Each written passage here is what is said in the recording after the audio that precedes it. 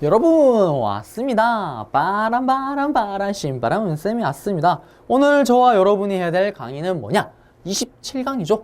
자, 이승만 박정희 정부의 빛과 그림자를 한번 살펴보겠습니다. 모든 사람의 장단점이 있듯이 동전의 양면이 있듯이 즉 이승만 정부 박정희 정부의 잘한 점과 나쁜 점을 비교할 수 있어야 되는데요. 자, 본격적으로 들어가면 어떠한 걸 알아야 되냐? 일단 둘 다 중요한 거는 독재를 했습니다. 독재.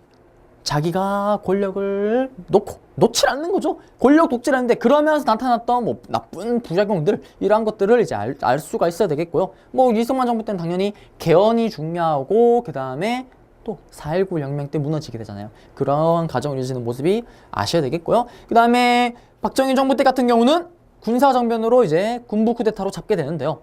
그러면서 있었던 그 전에 유신독재와 유신독재 이후와 유신독재 전 이때가 또 모습이 다르기 때문에 이때를 또 비교할 수 있는 그러한 능력을 또 갖추셔야 되겠습니다. 그러면 본격적으로 한번 들어가 보겠습니다. 자, 이승만 정부 같은 경우는 딱 기억나시나요? 1948년 제헌국회에서 당선이 되죠. 맞죠? 당선이 됩니다. 그러면서 어떻게? 반공과 일단 정책입니다. 난 공산주의가 싫다. 반공과 그다음에 독재 정책을 펼치게 됩니다. 그러면서 국민의 기본권을 제한하게 되는데요. 자, 그러면서 나오는 게 일단 발췌개헌입니다. 이게 나오게 되는 배경이 있는데요. 일단 배경을 보시게 되면 뭐 친일파 청산이나 쭉 소극적 태도. 일단 친일파 청산 기억나시죠? 이승만 정부가 태클을 걸었잖아요. 실패를 했었고요. 그다음에 이승만은 재선 가능성이 희박함을 알고 대통령 직선제로 개헌을 추진한 게 핵심 키워드입니다. 이 발췌 개헌은. 즉, 발췌 개헌이면 우리 여러분도 그러잖아요. 발췌한다. 즉, 이승만이 자기한테 유리한 것만 필요한 것만 쭉슉슉슉 뽑아서 발췌한 개헌이 뭐다? 발췌 개헌인데요. 그러면 어떤 일이 생기나 보십시오. 48년도에 누가? 이승만이 대통령에 당선됩니다. 맞죠? 이승만 대통령이 당선을 하게 되는데요. 그러면서 제헌국회는 유통기한이 몇 년이라 그랬죠? 2년 뒤로 바뀐다 그랬잖아요. 대통령은 4년이고 왜 그렇다 그랬죠? 서로 안겨치도록 권력을 견제하기 위해서. 그러면 보십시오. 50년대에 어떻게 될까요? 총선을 해야 되겠죠. 총선을 해야 됩니다. 총선을 해야 되는데 결과가 보게 되니 어떻게 될까요? 결과가 아주 이승만 정부가 참패를 합니다. 당시 때, 이 시기 때 임시정부 세력들이 선거에 참여를 했나요? 안 했나요? 하지 않았잖아요. 불참했잖아요. 맞죠? 그러면서 이때 다시 참여를 합니다. 그러면서 이 사람들이 대거되면서 이승만 정부의 그 지지 세력들이 대거 탈락을 하게 되는 겁니다. 그러면 우리 제헌국회 때 이승만 대통령이 어떻게 뽑았나요? 국회의원은 국민이 뽑았지만 대통령은 누가? 제헌국회의 사람들이 뽑았잖아요. 그러면 이대로 가게 되면 이승만이 당선이 될 확률이 어떨까요? 떨어지겠죠. 자기도 자신이 없는 겁니다. 그러면서 어떻게 요 발췌 개헌을 통해서 바꾸려고 노력한 겁니다. 대통령 지성제로 개헌을 하자라고 하는 거죠. 당연히 반대를 하겠죠. 그러면서 이 시기 때 또 51년도에는 이승만 대통령이 이거 나의 진짜 지지 세력이 필요하겠구나 해서 뭐 51년도에는 자유당이라는 자기의 당을 만들기도 합니다. 그래서 이건 조금 이따 뒤에 다시 나올 건데요. 어쨌든 그러면서 어떻게 되냐? 이 당시 때가 또 재밌습니다. 이 당시 때가 전쟁 중입니다. 6.25 전쟁 중인데 부산으로 피신을 가 있었습니다. 그러한 상황 속에서 대통령이 개헌을 선포합니다. 국회 해산합니다. 이거를 반대하는 세력들은 어떻게? 다 출근하려고 타는 버스를 그대로 납치를 합니다. 그대로 납치를 하고요. 그 다음에 또 국회의원들을 통해서 이제 개헌을 이제 기립으로 이제 하려고 하는데 이때도 뭐다? 경찰들이나 정치 깡패들이 서 있습니다. 해봐라. 할 수 있으면 해봐라. 결국엔 어떻게 될까요? 그리고 또 이승만 대통령이 얘기를 합니다. 야, 지금 반대하는 것들은 북한으로부터 빨갱이로부터 뭐다? 간첩이거나 아니면 빨갱이로부터 뭔가를 받았기 때문에 이렇게 반대를 하는 걸 이렇게 얘기를 합니다. 이 당시 때는 어떨까요? 반공이죠. 이건 이념입니다. 이념. 공산주의 빨갱이라는 건 어떻게 될까요? 무조건 그냥 잡혀 들어가잖아요. 그러면서 어떻게 협박을 주면서 결국에는 앞에서 말했듯이 국회의원들이 거의 불쌍하게도 거의 억압을 받으면서 정치 깡패들이 뭉뚱이고 서 있는 겁니다. 이렇게 결국에는 통과가 됩니다. 통과가 되면서 어떻게 되나요?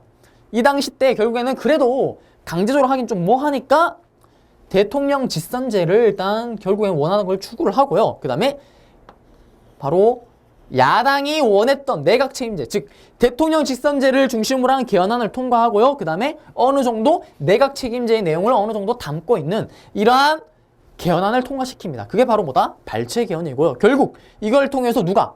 이승만 대통령이 52년도에 52년도에 당선을 하게 되죠. 선생님, 근데 왜 그 밑에 있는 우리 국민들은 왜 이승만을 왜 뽑았나요? 당시 또 국민들 마인드가 그렇습니다. 전쟁 중이었기 때문에 대통령이 바뀌게 되면 아무래도 좀 불안하겠죠, 뭔가가. 지금 엄청난 전쟁 중인데, 그래서 대체적으로 이제 이승만 대통령이 당선이 되게 되고요. 당시 때 또 이렇습니다. 도시에서는 야당을 중심으로 해서 이 정부에 대해서 이제 비판이나 이런 것들이 서서히 이제 퍼져나가기 시작하는데, 아직도 촌에서는 소식이 느립니다. 그리고 촌에서는 여전히 이승만에 대한 이 지지도가 높았기 때문에 결국엔 그걸 바탕으로 이렇게 당선이 되게 되는 겁니다. 자, 그러면서 또 어떤 문제가 생기냐? 이제 두 번째 개헌입니다. 4.4 5.2 개헌입니다. 자, 배경은 뭐냐면, 자, 보시면 우리 50년도에 48년도에 재헌국회에서 누구를? 이승만을 대통령으로 뽑았죠. 그 다음에 4년 후에 대통령 뽑잖아요. 그래서 52년도에 또 당선이 됐습니다. 그러면 그 다음에 당선이 되려면 또 언제? 56년이 되겠죠. 이때 당선이 되어야 되는 건데요. 그러면 이때는 뭐냐면 초대 대통령이 이제 대통령인데 3번은 못 나가는 겁니다. 3번 이상 못 나가는데 이승만 대통령이 그걸 또 나가고 싶은 겁니다. 그래서 어떻게 하냐? 삼성 금지 조항을 폐지합니다. 이승만 대통령 여기서도 우리는 알 수 있죠. 요 조항에서도 뭘 알 수가 있냐면 정말 약간 이기적이라는 생각도 드는 게, 보십시오. 아니, 할 거면은 모든 대통령을 다 하든가 자기만 합니다. 자기만. 초대 대통령에 한해서만. 한마디로 뭐죠? 격심쟁이죠. 자, 어쨌든 그러면서 이제 요거를 통과를 하라고 하는데 당연히 반대를 많이 하겠죠. 자, 봅니다. 203명이 참석을 하는데 1명은 불참을 하고 202명이 이제 하는데, 즉 여러분도 알다시피 정치 기본적으로 상식으면 3분의 2 정도가 바로 찬성을 해야지 이 법이 통과가 되잖아요. 맞죠? 그래서 뭐 한 번씩 국회 보면 막 밀치기 하고 막 날치기 하고 그것 때문에 그렇잖아요. 그러면서 나오는데, 자, 그러면 이때 203명 중에서 3분의 2가 되려면 총 136명이 나오면은 이게 통과가 되는 겁니다. 근데 어떻게 나왔냐? 135명이 찬성을 하게 되는 겁니다. 한 명이 모자라는 그런 상황이었습니다. 그래서 이승만 대통령이 진장, 이거 어떻게, 진장 하는 순간 누군가 수학자가 갑자기 등장합니다. 대통령 카카, 제가 한번 해결을 해보겠습니다 하면서 203명을 3분의 1로 나눴습니다. 나누면 어떻게 되냐? 135.3333이죠. 즉 사람이 0.333인 사람이 어딨냐? 맞지 않습니까? 8만 있는 게 아니지 않습니까? 이건 말이 안 된다. 즉 0.333 이건 사람이 아니다. 그렇기 때문에 어떻게? 135명 찬성이네. 그러면 어떻게? 135명 되면은 통과가 될 수 있는 거다. 그래서 이게 통과가 됩니다. 어처구니 없죠. 그래서 이게 뭐다? 4.4 5.2 개헌입니다. 그러면서 통과를 시키는데요. 여기 보시면 여기 있죠. 임기는 4년으로 하는데 단 재선에서 1차 중임할 수 있다. 계속 할 수 있게끔 이제 조항을 바꾼 겁니다. 그러면서 원래 있던 조항에서 부칙으로, 그러나 초대 대통령에 한해서는 요 조항을 받지 않는다죠. 대단합니다. 한 번까지는 중임을 할 수 있는데 그 다음에는 안 됐지만 어떻게? 이 4.4 5.2 개헌을 통해서 할 수 있게끔. 그러면서 이제 초대 대통령에 한해서 이거 똑같은 내용이죠. 그 다음에 대통령이 이제 자유당에 결국엔 또 이승만이 당선이 됩니다. 당선이 되고요. 그 다음에 부통령에는 민주당의 장면이 당선이 되고요. 이건 좀 다시 설명해 드리겠습니다. 그러면서 보십시오. 이제 딱 했는데 얼마나 반대 세력이 심하겠습니까? 이제 권력 독점이잖아요. 지금 독재를 하고 있으니까 반대가 심한데, 그거를 막기 위해서 어떻게 하냐? 당선 이후에 국가보안법을 개정합니다. 그러면서 또 언론, 즉 나한테 부정적인 신문 기사 쓰는 대표적인 경향신문을 문 닫아버리고요. 그 다음에 국가보안법을 만들어서 이게 뭐냐면, 즉 뭐 헌법 이런 것들을 할 때 이제 뭐 엄청 간섭하는 거겠죠. 그 다음에 징보당 사건이라 그래서 조금 이따 나오게 돼. 요 56년 대선 때 많은 득표를 했었던 조봉암을 바로 공산주의, 즉 북한으로부터 뭔가를 받았다 이런 식으로 엮어서 어떻게 되냐? 보내버립니다. 사형을 시켜버리고요. 그러면서 이러한 독재 정권들이 엄청나게 강화되겠죠. 자, 그러면서 이제 56년 대선을 한번 보겠습니다.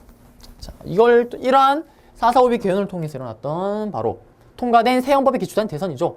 언제죠? 1956년도입니다. 이게 또 시험에 한 번씩 나오는데요. 자, 자유당에서는 누가? 이승만과 부통령인 이기붕입니다. 그 다음에 민주당에서는 신익회와 장면이 나오고요. 그 다음에 진보당에서는 조봉암과 박기출이 선거에 출마를 합니다. 그러면서 당시 최고의 히트 구호가 있습니다.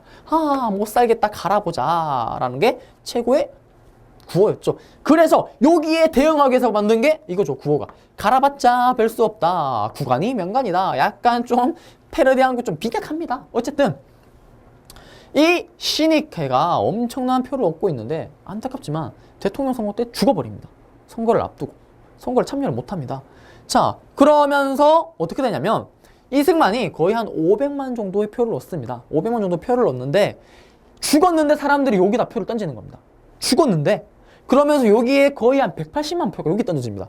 사람이 죽었는데 뭐 조문에 이러한 형태로 뛰면서 뭐 이런 식으로 표를 던지면서 여기 표가 몰리게 되고요. 그 다음에 또 조봉암이 또 표를 얼마나 넣냐면 300만 표를 얻습니다. 결국은 표를 합치면 어떻게 되면 요 둘이를 합치게 되면 이승만을 이기게 되는 겁니다. 그러면 이승만은 또 어떡할까요? 불안하겠죠. 이런 젠장. 하마터면 질 뻔했네.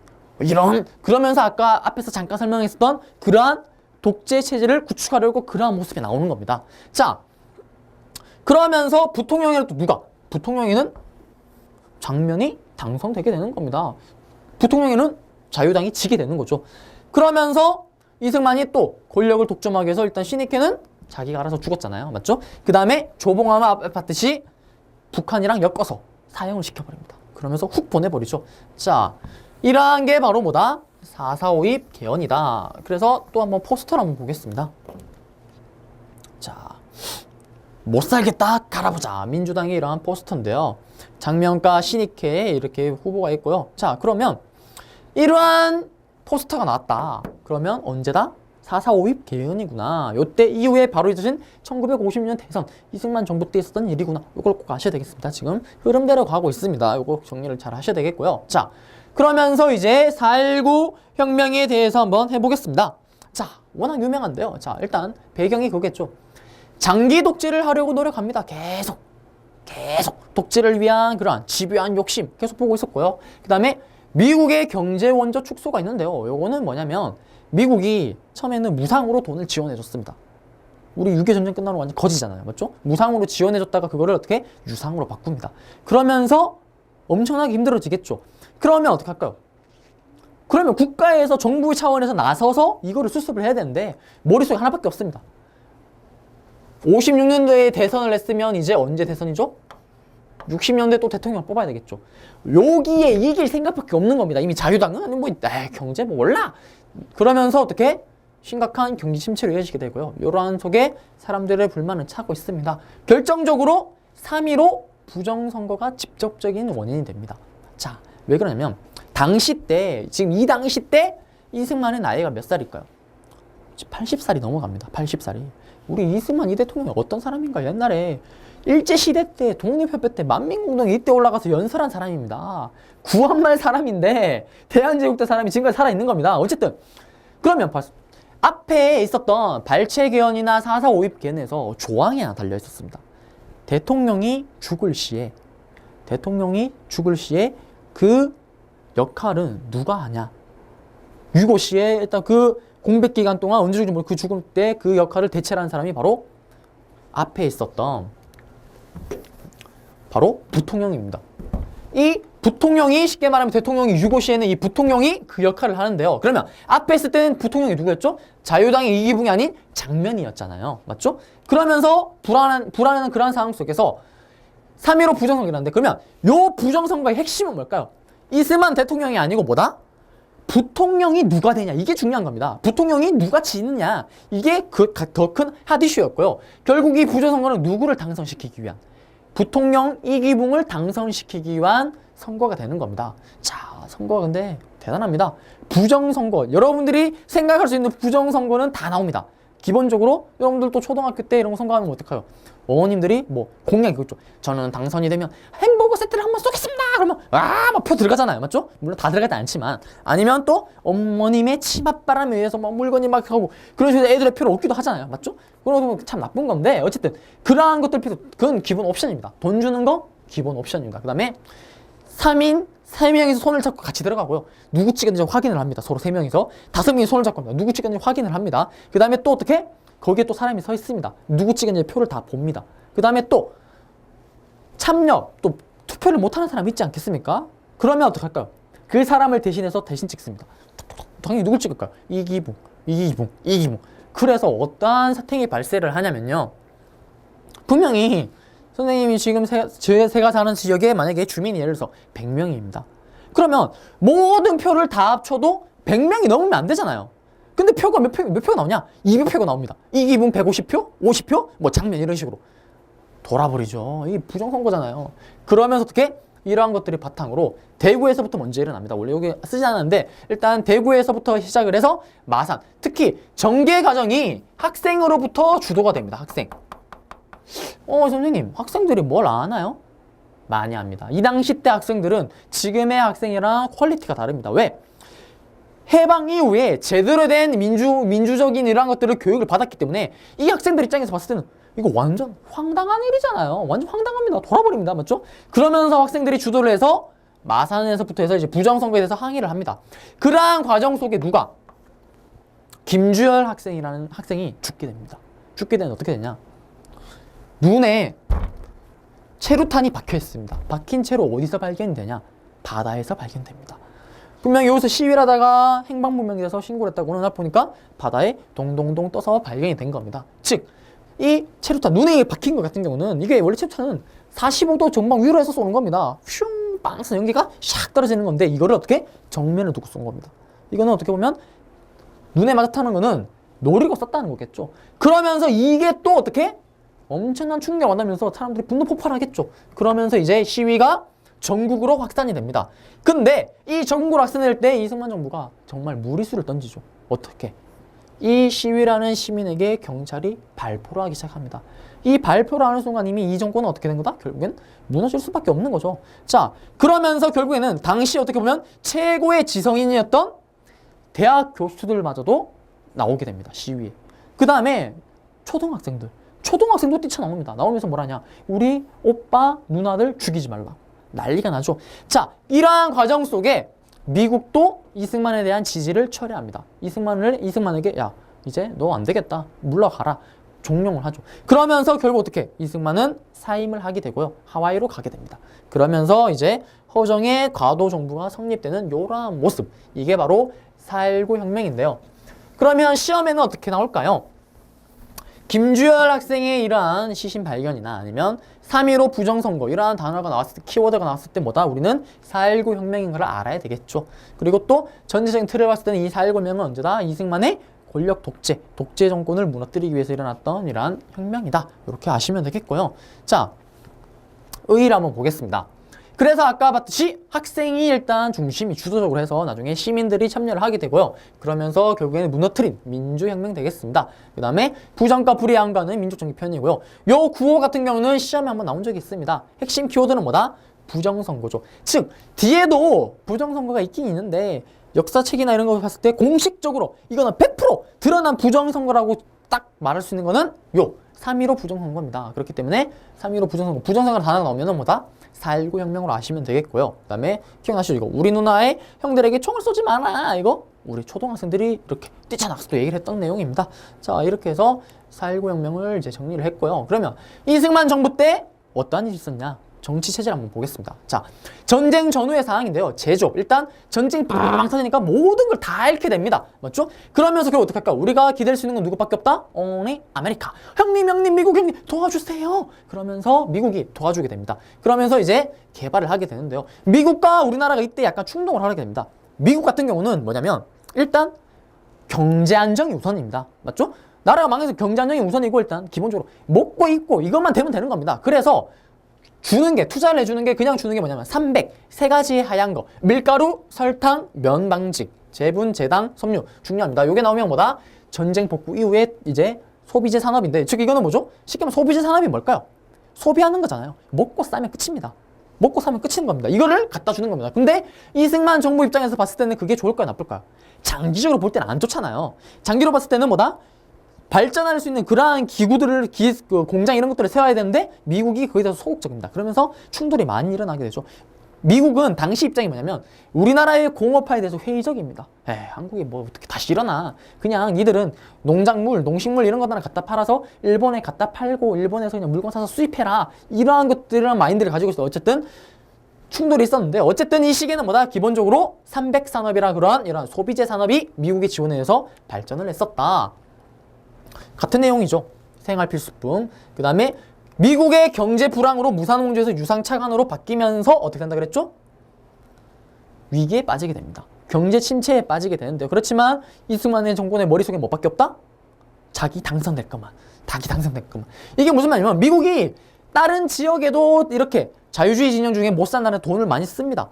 쓴 만큼 생각해보면 썼는데 썼으면 효과가 나와야 될 거 아닙니까? 근데 효과가 없는 겁니다. 완전 밑 빠진 독에 물 붓는 느낌이 많이 드는 겁니다. 그러면서 손을 떼게 됐고요. 실제로 미국도 많이 적자가 납니다. 그러면서 이제 무상에서 유상으로 바꾸게 되죠. 그러면서 그 공짜로 받던 국가들 같은 경우는 많은 타격을 받겠죠. 자, 어쨌든 이러한 것들은 300산업 이런 것들은 식량 문제 해결에 크게 기여를 했지만 결국엔 이 들어온 밀가루 면화 등에서 이거를 재배했던 우리 농민들은 어떻게 폭삭 망하게 되는 그러한 또 부작용도 있었다. 이렇게까지만 아시면 되겠습니다. 자, 이승만 정부 아까 4.19 명 때 무너졌죠. 무너지면서 어떻게 되냐. 장면을 행정수반을 해서 민주당 내각이 성립됩니다. 내각 책임제로 바꾸게 되죠. 내각 책임제입니다. 왜? 안 되겠다. 대통령 중심제로 가니까 대통령한테 권한이 넘어가니까 우리 이승만처럼 저래 되잖아. 안 되겠다. 내각으로 중심제로 가자. 이렇게 얘기를 하면서 이렇게 갑니다. 그러면서 대통령의 윤부선, 국무총리의 장면인데 내각 책임제다 보니까 거의 뭐 대통령은 약간 호수아비 형식이고요. 이 장면이 어떻게 보면 실권을 지게 되는 그러한 모습을 가게 됐습니다. 그러면서 정책 기본적으로 일단 경제 제일주의죠. 왜? 지금 혼란스럽잖아요. 일단 잘 먹고 잘 살아야 되잖아요. 그래서 경제개발 5개년.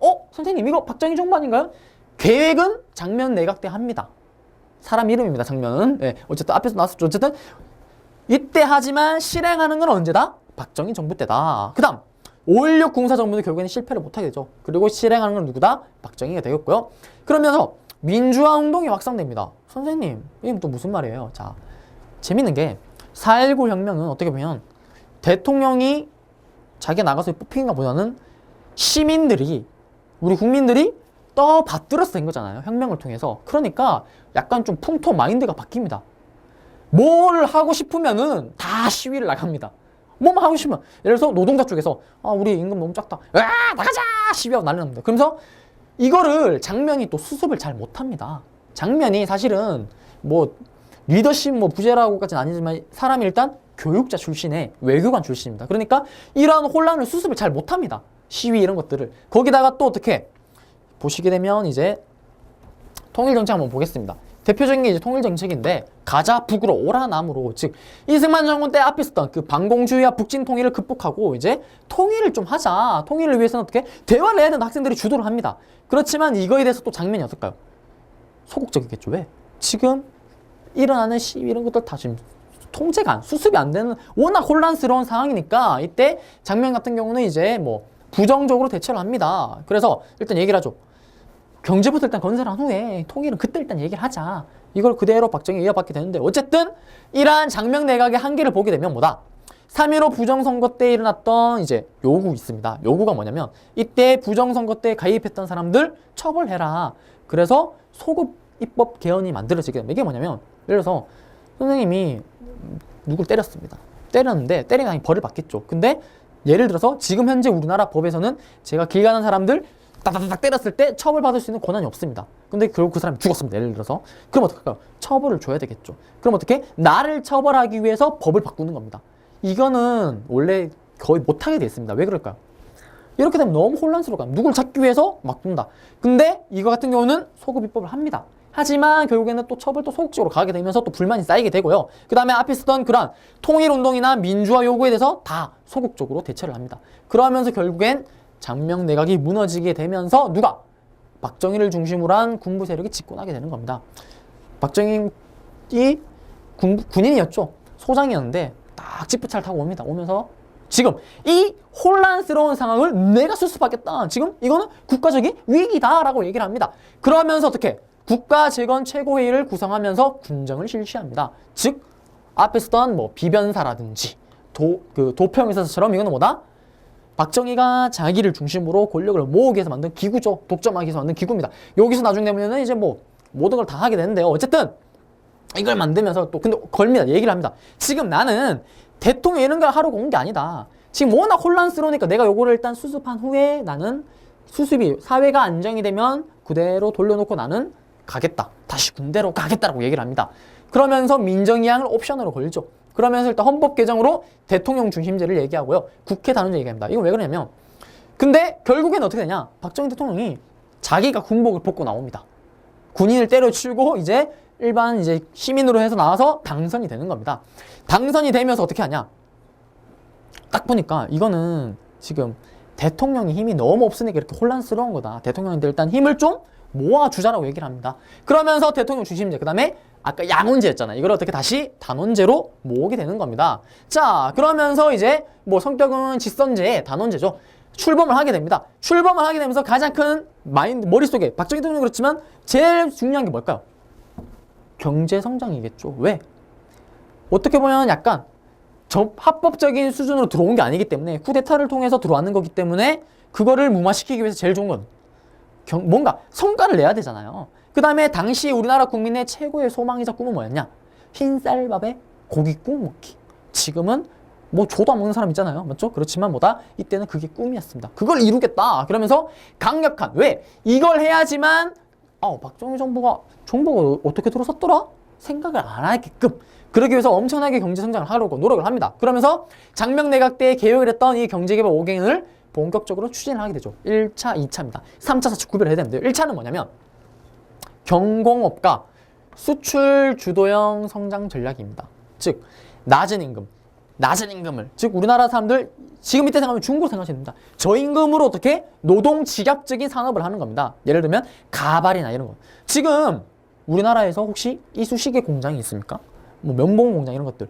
그런 것들 물론 있긴 있겠지만 소규모로 있겠죠. 그럼 다 어디? 뭐 중국에 이런 데서 가져오잖아. 그처럼 선진국에서 우리나라처럼 이렇게 자원이 없는 국가 같은 경우는 어떻게 할까요?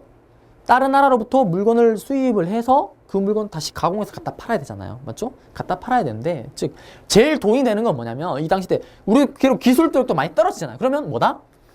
선진국들이 이제 손 뗀 사업들 있지 않습니까? 마진이 안 남는 거, 임금비 주고 남는 없는 그런 사업들, 그러한 사업에 이제 손을 대기 시작하는 겁니다. 대표적인 게 섬유나 가발 이런 것들 들어가서 어떻게 할까요? 우리나라에서도 팔 수 있지만 그 나라 또 어디?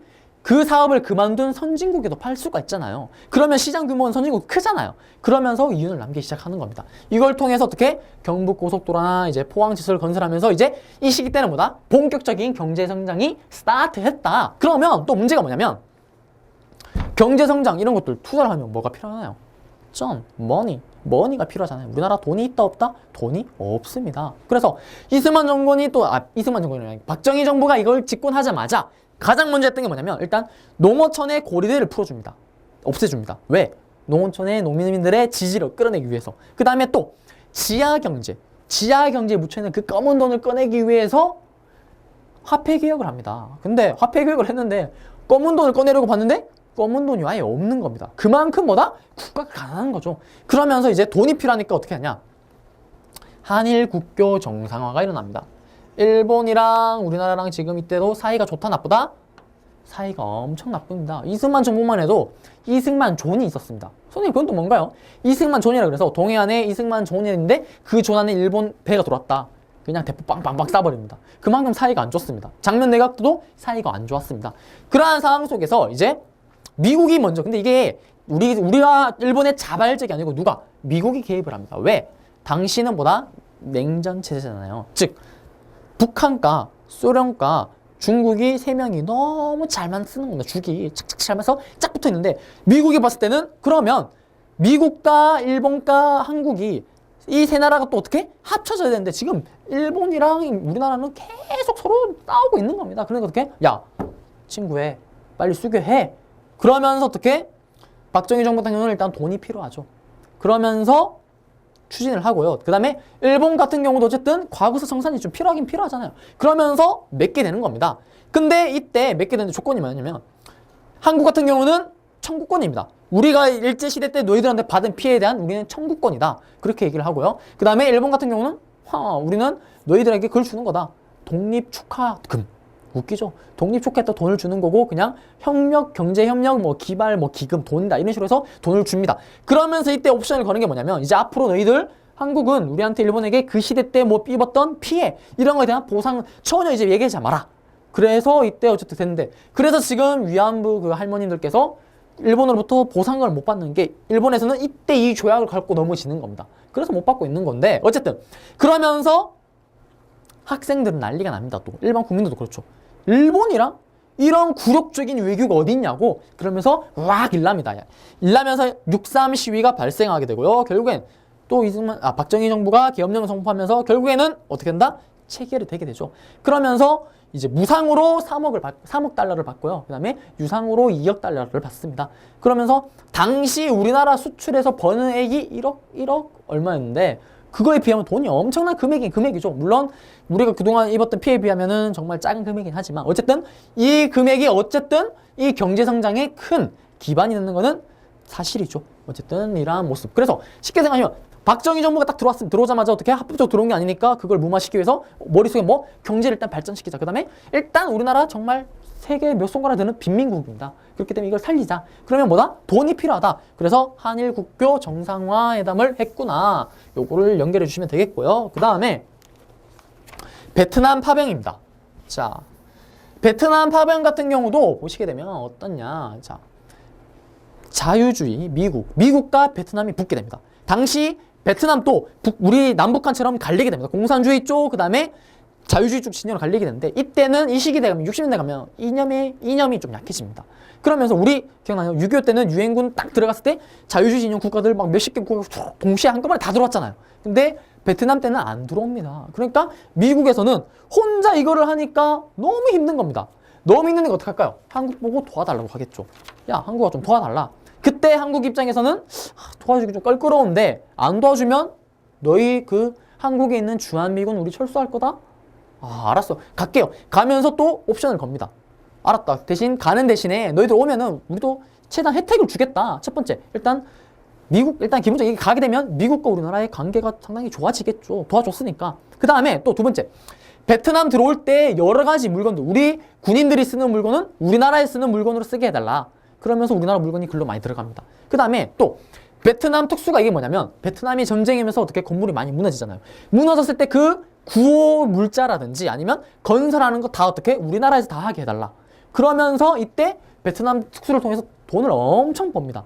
그리고 이때 대표적인 게 뭐 대한항공 같은 경우가 이때 팍 뜨게 되죠. 왜? 물자를 비행기로 날라야 되니까요. 그러면서 많은 특수를 누리게 됩니다. 그렇지만 또 반대로 고엽제로 인해서 당시에 이제 뿌렸죠. 왜? 워낙 우거지니까 그거를 다 어떻게 나무를 다 죽여버려야지 베트콩들이 숨어있는 걸 못 숨으니까요. 그러면서 그때 그걸 맞은 사람들이 결국엔 지금 또 어떻게 보면 피해를 입고 있는 그런 모습이 나오고 있는데 어쨌든 이러한 내용은 다 뭐다? 브라운이라는 사람과 맺은 각서, 브라운 각서에 있는 내용입니다. 이걸 통해서 다시 경제성장을 하게 되고요. 그리고 또 이때 파병했을 때 돈을 또 많이 받습니다. 그 돈이 또 어떻게 될까요? 경제성장에 또 어떻게 보면 또 밑거름이 되겠죠. 자, 그러면서 이제 또 이어지는 게 새마을운동입니다. 새마을운동은 여러분들 잘 아십니까? 뭐 새벽종이 울렸네 이런 걸 한 번쯤 들어봤을 텐데 즉 정부 주도로 진행을 합니다. 농촌이 너무 못 사니까 일단 처음에는 농촌을 중심으로 근대화 운동이나 그 다음에 소득 증대를 위한 이런 시설들을 막 설치를 하다가 이제 그게 괜찮네? 이제 도시로 확장이 되는 그러한 모습입니다. 근면자조 협동인데 이러한 새마을운동 나오게 되면 언제다?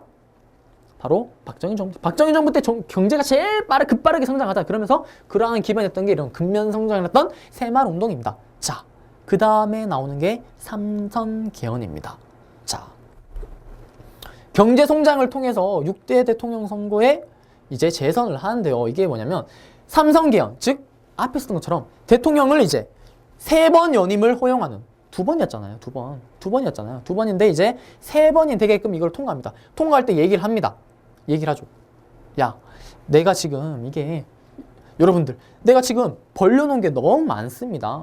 경제는 이것도 없이 벌려놓은 게 많은데 이거를 내가 다 깔끔하게 마무리를 하고 싶다. 마무리를 한 후에 내 후계자를 또 그 사이에 키워서 완벽하게 그거를 다 넘겨주고 싶다라고 얘기를 합니다. 그러니까 이번에 좀 나르게 표를 좀 주세요 라고 얘기합니다. 얘기를 하는데 결국에는 그렇게 해서 나와서 김대중 후보를 누르고 당선이 되죠. 어떻게 보면은 뭐 많은 표차로 못 이깁니다. 정말 근소한 차로 이기는데 그때 어떻게 보면 또 박정희 대통령이 충격을 먹게 되죠. 어떻게 보면 내가 이만큼 했는데 내가 국민의 지지율 이것밖에 안 되냐? 이 생각을 가지게 됩니다. 그래서 그러한 것들이 이제 어떻게 나오게 되냐? 요걸 조금 이따 보시겠습니다. 자, 그러면서 통일 정책입니다. 통일 정책인데 보시게 되면 이제 당연히 계속 반공 정책이죠. 그러면서 7.4 남북 공동선언입니다. 72년도인데요.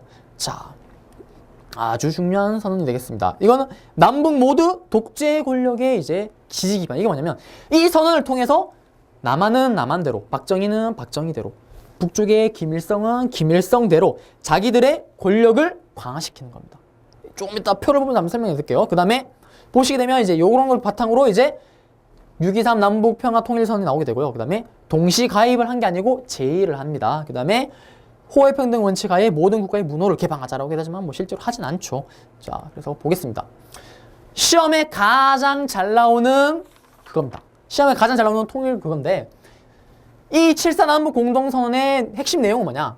자주적, 그 다음에 평화적 반복, 그 다음에 민족 대단결. 요런 단어가 나오면 다 뭐다? 7.4 남북 공동선언입니다. 이거는 언제? 북한에서 평양에 남한의 이제 정보부장이었던 그 이우락을 보냅니다. 보내면서 이제 선언을 하는 건데요. 그러면서 이걸 들은 우리 국민들 어떨까요? 깜짝 놀랍니다. 그렇게 맨날 치고받고 싸우고 있었는데, 마치 지금 당장이라도 통일이 될 것처럼 그러한 분위기가 무르익습니다. 자, 보시게 되면 동시에 발표됩니다. 남북한 최초 발표인데 이걸 통해서 이제 또 이거를 말 그대로 이거를 또 다시 어떻게 실행하려면 또 기구가 있어야 되겠죠. 그러면서 나오는 기구가 뭐다? 남북 조절위원회입니다. 이거를 설치를 해서 이제 이거를 이행을 하려고 하는 그러한 모습인데요. 어쨌든 이걸 통해서 서로 남한과 북한에서는 서로의 자기들의 권력을 기반을 강화시킵니다. 선생님 어떻게 강화를 시키나요? 일단 얘기를 하죠. 이거 봐라. 지금 통일되려고 한다. 그런데 어떻게? 지금 이때다. 이때 내가 나에게 힘이 일단 우리는 북한은 제외하고요.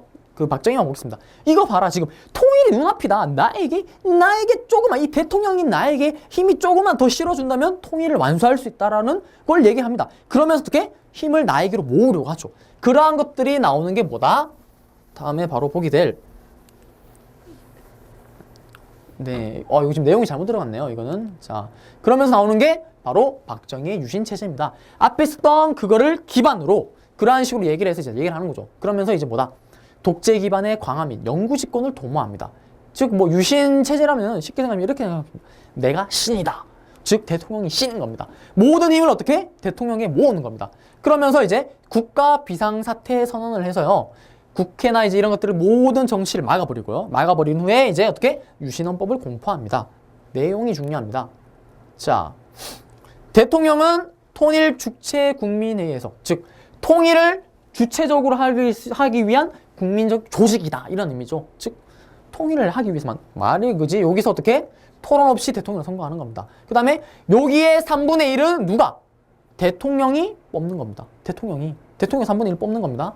그 다음에 이걸 가르쳐서 이제 뽑힌 사람들을 뭐 유신정회라 그러죠. 그 다음에 대통령은 이러한 긴급 조치권이죠. 그 다음에 국회를 해산할 수 있는 막강합니다. 거의 신입니다. 신. 자, 그럼 보십시오.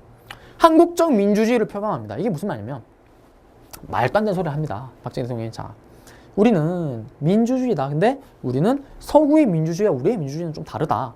왜 다르냐? 우리는 옛날부터 왕조 중심이었다. 그렇기 때문에 이러한 완벽한 서구적 민주주의는 우리에게 익숙하지 않다. 즉 우리도 옛날 스타일, 옛날 뭐 왕조 이런 건 아니지만 대통령을 중심으로 해서 똘똘똘똘 뭉쳐야지 우리가 원하는 결과를 얻고 우리가 발전할 수 있다고 얘기를 합니다. 그게 바로 뭐다? 한국적 민주주의죠. 말이 안 되는 소리죠. 그 다음에 또 갑니다. 앞에서 그 점 유신, 내가 신인 겁니다. 대통령의 권한이 완전 비정상적으로 강합니다. 대표적인 게 의회, 사법부, 입법부까지 다 장악을 합니다. 입법부는 뭐냐면 쪼로록 쪼로록 내려가면 여기 보이시죠? 3분의 1을 누가? 박정희 대통령이 자기가 뽑는 겁니다. 자기 사람을. 그러면 3분의 1 뽑으면 3분의 2만 뭐다? 거기서 반타작만 박정희 사람이 해도 반을 장악하는 거죠. 입법권 그냥 쥐락펴락 하는 겁니다. 그 다음에 법관의 인사권. 그 다음에 초법적 긴급조치권인데 이거는 뭐냐면 헌법 위에 있는 겁니다. 대통령이. 헌법 위에서 자기 마음대로 할 수 있는 겁니다. 헌법 아래에 대통령이 있는데 헌법 위에 헌법을 자기 멋대로 할 수 있는 거죠. 자, 그 다음에 또 장기 집권을 위해서 얘기를 합니다. 삼성 개헌에서 대통령이 될 때 딱 얘기를 하죠. 나에게 표를 국민들이요 한 번만 이제 표를 나에게 던져달라. 딱 한 번 마지막이다. 더 이상 표를 달라는 소리를 안 하겠다. 진짜 안 합니다. 어떻게? 왜? 국민들이 뽑질 않으니까요. 이때 뭐다? 간선제로 바뀝니다. 임기는 6년에 그 다음에 대통령 연임 5초.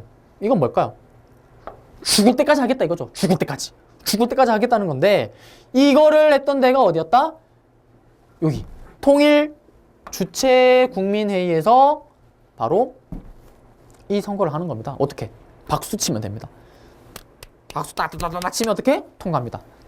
찬성률 몇 프로? 100%죠. 이거 뭐 어떻게 이거 완전 공산주의입니다. 이것도 어떻게 보면 이렇게 해서 어떻게? 통과되는 겁니다. 맞죠? 통과되는 건데 자 그러면서 이 당시 때 엄청나게 억압을 합니다. 엄청나게. 그래서 대표적인 게 이때 일상을 통제를 다 하는데요. 장발이나 미니스커트 잡습니다. 장발 같은 경우는 저희 아버지도 옛날에 사진을 보니까 머리가 엄청 기르시던데 그때는 머리가 길면 어떻게 되냐? 도망가야 됩니다. 머리를 자르러 다닙니다. 그 다음에 미니스커트 이거 어떻게? 자로 잽니다. 그래서 길이가 짧다. 그러면 어떻게? 또 벌 받습니다. 그러면서 이러한 정권에 대한 저항 문화가 확산되는데요. 당연히 이 유신에 대해서 반대하는 세력도 많겠죠. 그러면서 뭐 김대중 같은 경우는 이 반대 운동을 하다가 뭐 죽을 뻔하기도 하고요. 그다음에 유신헌법 뭐 개정 뭐 이런 것들을 개헌을 다시 막 주장하기도 하는데요. 어쨌든 요 사진을 보시게 되면 이게 머리 자르는 장발 사진이고요. 그다음에 미니스커트 재는 겁니다. 길이가 어떻게? 짧으면은 잡혀가는 거죠. 그래서 이러한 사진이 나오게 되면 특히 이 미니스커트 사진은 시험에 잘 나옵니다. 많이 나왔습니다. 그래서 저항 문학이나 이러한 것들, 이러한 것들을 보게 되면 이게 무슨 시대다? 박정희의 유신 독재 가기, 독재 전 그 시기가 아니고 뭐다? 독재가 본격화되는 요 유신 체제 때 있었던 모습이구나. 이걸 꼭 아셔야 되겠습니다. 자, 그다음 결국에는 붕괴가 되죠. 붕괴가 되는데요. 독재 체제에서 이제 저항을 하는데요. 국민들의 저항가, 그 다음에 국제사회 비판 여론이 계속되고요. 석유 파동으로 경제 위기가 오게 됩니다. 2차 석유, 1차, 2차가 다 생기는데요. 1차는 극복을 합니다. 2차는 극복을 못하는데 좀 이따 다시 설명하겠지만 2차 때 극복을 못하면서 결국에는 마이너스 성장으로 가게 됩니다. 그러면서 위기에 놓이게 되는데요. 그러한 상황 속에 어떻게 되냐? 전태일 분신 자살 사건이 일어나게 됩니다. 최초에 어떻게 보면 우리 노동운동의 이제 시초로 보는데요. 동대문에서 일어난 전태일이 근로 조건이 너무 열악한 겁니다. 거기에 분노해서 어떻게 온몸에 기름을 던지고 불을 질러서 화형 스스로 불을 지르는 그러한 모습인데요. 즉 결론 핵심은 그겁니다. 분신 자살을 하게 되는데요. 근로기준법을 준수해달라. 선생님 이거 있는데 이거 뭐 도대체 왜요? 이게 언제 만들어진 거냐면 남한과 북한이 한창 대립할 때 만든 겁니다. 그렇다 보니 어떨까요? 겉보기에는 참 좋습니다. 왜?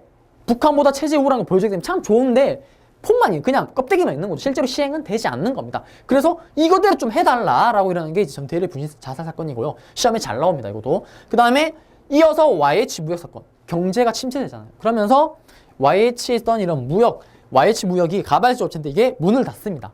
문을 닫으면서 여기에 일하던 여공들이 항해를 하고 시위를 합니다. 시위를 하면서 어떻게 되냐? 우리의 생존권을 포장해달라 그러면서 어떻게 해결이 안 되니까 신민당 당시 김대중 그 야당이죠. 김대중 아니 김영삼입니다. 야당 김영삼에게 달려갑니다. 달려가면서 얘기를 하죠. 이거 지금 우리 이런 억울하다 도와주세요 하니까 김영삼 그 나중에 대통령이 되겠지만 후에 대통령이지만 이때 김영삼이 얘기를 합니다. 해외 언론 납니다. 해외 언론 알리면서 이러한 박정희 정부의 이러한 부도덕성 이런 것들을 막 얘기하기 시작합니다. 그러면서 박정희 대통령이 얘기를 하죠. 지금 이런 국가가 지금 석유파 경제도 흔들리고 지금 이러한 비상 사태에 누가 지금 이러냐? 그러면서 김영삼 대통령을 국회의원에서 제적을 시켜버립니다. 제명을 시키기도 하고요. 그 다음에 이때 이러한 YH 무역 사건을 진압하는 과정 속에서 여공들이 추락사를 해서 죽습니다. 죽기도 하고 그 다음에 여성들이 많이 다치기도 합니다. 그러면서 그게 또 자극이 돼서 어떻게 되냐? 부마 민주화 운동을 일어나게 되죠. 부산과 마산입니다. 어떻게 보면 박정희의 그 고향 쪽인데 여기서 민주화 운동이 일어나면서 어떻게 된다? 반정부 항쟁 사건도 이어지게 됩니다. 그러면서 결국에는 어떻게 되냐? 이러한 사건 속에 그 박정희랑 그 다음에 김재규랑 그 다음에 다른 사람들이 모여서 이제 술을 먹죠. 술을 먹으면서 무슨 얘기를 할까요? 야 지금 이렇게 시위가 일어나고 이런데 이거를 어떻게 수습을 해야 되지? 그럴 때 누가? 김재규가 총을 빵 쏴버리죠. 그러면서 그 죽게 되는 게 뭐다? 12.12 사태잖아요. 맞죠? 그러면서 이제 박정희 정부가 무너지게 되죠. 결국 이러한 모습들은 언제다? 유신체제 말기 때. 맞죠? 박정희가 죽으면서 끝나잖아요. 끝나기 직전 그 말기 때 쓰던 이러한 모습이다. 이런 걸 아시면 되겠고요. 자, 이러한 사진, 이건 뭐 그 전태일의 그 명정 사진을 끌어안고 있는 어머님의 모습이고요. 이게 YH 여공들 시위하던 모습입니다. 자, 어쨌든 이러한 모습으로 결국 김재규의 이러한 박정희 사례로 결국 그 유신 체제가 결국 몰락하게 되죠.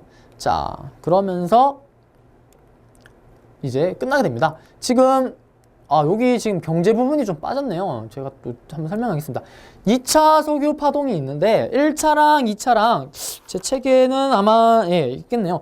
그 3차 경제 성장이 있습니다. 3차, 4차 경제 성장이 있는데 앞에서는 기억나시나요? 앞에서는 그 노동 직업적인 그러한 산업을 했더라면요. 이제는 뭐다? 중화학공업을 육성합니다. 뭐 이거는 뭐 보통 어릴 때부터 보통 여러분들이 수업 많이 들어왔기 때문에 아실 건데 어쨌든 그러면서 이 당시 때 뭐가 생기냐면 석유 파동이 생깁니다.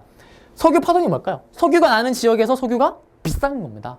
가격이 오르는 거죠. 막 10배씩 오릅니다. 근데 오르는데 1차 석유 파동은 어떻게 잘 극복을 합니다. 어떻게? 석유 가격이 오르니까 어떻게 될까요? 오르는 그 지역에는 떼돈을 벌겠죠. 그 떼돈을 벌면서 그 중동 지역에 건설 붐이 일어납니다. 그러면서 우리나라 기업들이 중동에 건설을 하면서 오히려 또 이걸 극복을 하게 되죠. 2차는 어떻게 되냐? 극복을 못합니다. 극복을 못하면서 어떻게 될까요? 기름값이 뛰니까 어떻게 되죠? 원가가 물건 만들 때 원가가 상승하겠죠. 상승하게 되니까 가격 경쟁이 어떻게 될까요? 떨어지겠죠.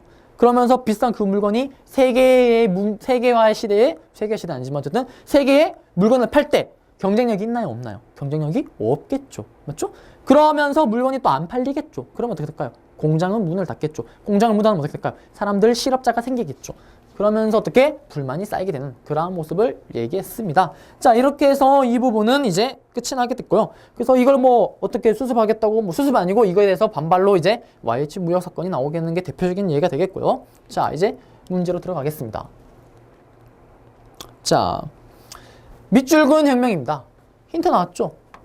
김주열 열사와 쭉 나옵니다. 그러면 4.19 혁명이구나 알 수 있습니다. 문제를 쭈르륵 보면은 다 이거 아까 비슷한 구어죠. 구어인데 직선제를 실시하라. 이건 아니죠. 물론 알아죠. 자, 그러면서 이제 답은 1번이 되겠고요. 자, 보겠습니다. 통일주체 국민회의 3분의 1 쭈르륵 썼습니다. 이건 뭐죠? 바로 유신헌법이죠. 유신헌법. 유신헌법은 뭘까요? 유신헌법 공포된 다음에 나오는 거겠죠. 답은 4번 되겠습니다. 4번. 자, 그 다음에 보겠습니다. 다음 우표에 나타나는 계획을 실시한 시기입니다. 보시게 되면 우표인데요. 힌트가 있죠. 1차 경제개발. 그 다음에 여기도 아마 지금 제가 지금 흐려서 그런데 아마 1차, 여기 있네요. 1차 경제개발이 써져 있습니다. 자, 보시게 되면 기업이 주도하여 수출 주도형 전략을 시행하였다. 그 다음 낮은 임금을 이용한 노동 직업적 수출 주도형은 언제였죠? 3차, 4차죠. 3차, 4차. 낮은 임금, 저임금 이거 있잖아요. 이거 왜? 처음 경제할 때는 뭐다? 우리가 가진 것도 없고 기술도 없으니까 어떡할까요? 선진국이 하다가 이제 그만둔 사업들 맞죠? 이러한 것들을 중심으로 물건을 갖다 팔아야 되겠죠. 그래서 2번이고요. 공업구조가 경공에서 중하업공업 중심으로 바뀌었다. 이것도 언제 나요? 3차, 4차죠. 그 다음에 경제원조를 통해 300산업. 이거 언제죠? 이승만 정부 때. 전쟁 끝나고. 그 다음에 저유가, 저금리, 저달러, 3조 호황. 이건 아직 안 배웠는데 이거는 누구 때냐면 전두환 정부 때입니다. 자, 요렇게 해서 답은 2번입니다. 네. 자, 이렇게 해서 또 문제까지 해서 다 끝내봤는데요. 요 부분 같은 경우는 어떻게? 이승만 정부의 독재, 맞죠? 독재에 대항해서 어떠한 모습이 나왔느냐. 요게 중요합니다. 뒤에 정부에서 똑같은 얘기가 나올 거고요. 그 다음에 그거 말고는 전체적인 흐름. 그 다음에 박정희 정부 때는 경제 부분만 따로 나옵니다. 왜? 엄청나게 성장을 했으니까요. 그래서 그 부분이 나오니까 이렇게 해서 정리해 주시면은 문제 푸는 아무 문제가 없을 겁니다. 그러면 저는 다음 강의에서 여러분들을 또 뵙도록 하겠습니다. 여러분들 고생하셨습니다.